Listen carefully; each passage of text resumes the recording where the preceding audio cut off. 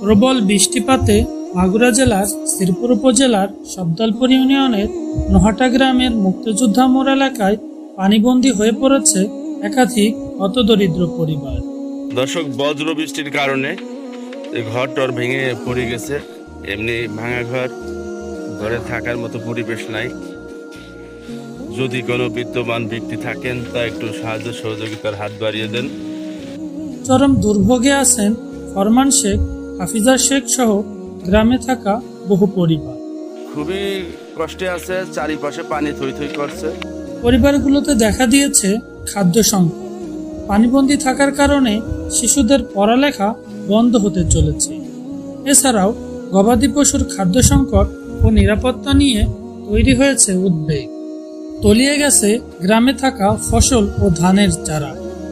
ভাঙন ধরেছে স্বাভাবিক জীবনযাত্রায়। কি অবস্থা আপনার একটু বলবেন? মোহাম্মদ হাশেম আলী, আমার জন্য সবাই সাহায্য করবেন।